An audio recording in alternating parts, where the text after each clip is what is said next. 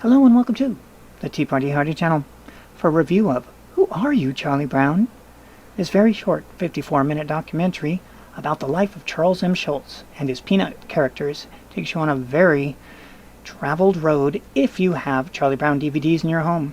Don't worry though, it is 2021, so the information is updated with the wokest of interviews going through all the checkboxes that identity politics demands, which never seems to include American Indians of any persuasion. That group seems to be erased faster than Custer could say, "What do you mean the support troops aren't coming?"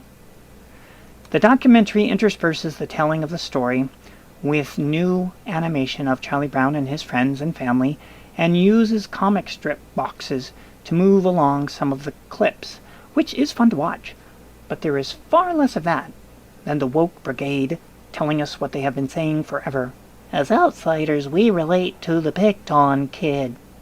All the while ignoring that that kid is a bald little white kid and didn't represent anything other than the human experience, where each of the checkbox interviewees are there to erase that very message of universality with the idea that you must see you on the screen to be able to relate to the character. So there they are, cutting off their noses to save their faces for why they are even there. Not a one of the interviewees was ever a bald little white kid, yet they still felt for him and saw a part of themselves inside him. It's like a good storytelling always is, relatable to the situation, not the shape or color of the character. Too bad they can't write or act in a role that continues that legacy instead of the see me, see only me attitude that brought most, if not all of them, before the camera for this documentary. There are a few surprises in the interviewees that don't make you feel like you are being hammered with, look at what box I check, but their rarity doesn't make them shine. Instead, it allows a small chance to breathe before being slammed by the next diversity insert.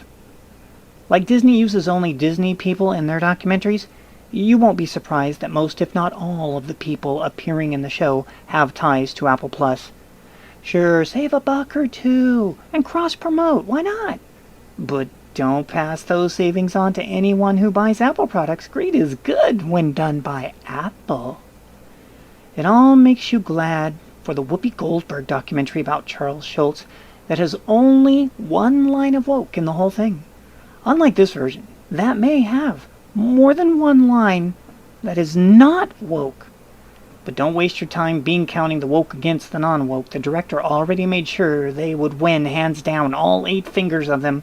It's sad. From the Friends reunion to this little documentary, the woke just keep tearing into our beloved characters and stories and poisoning them with ideology that has nothing to do with what the originals are all about or even stand for. Always hijacking the established characters. Why? Fear that their own creations won't draw an audience? Hopefully someday we'll find out. Let the woke make a woke of their own instead of body-stealing existing characters, and then we can finally see what the people really want. As for me, I wanted to enjoy some new and fun information about Charlie Brown, his creator, and their lives. And I got some of that. But the woke made sure I paid the high price to their high priest and be paraded to by cheap tie-in actors, and I mean that literally. They came cheap. And other diversity, inclusion, and equity monarchs. And never miss that diversity, inclusion, and equity spell die. And that is what they do to everything they touch. They make it die. Thank you for watching. We'll see you in the future.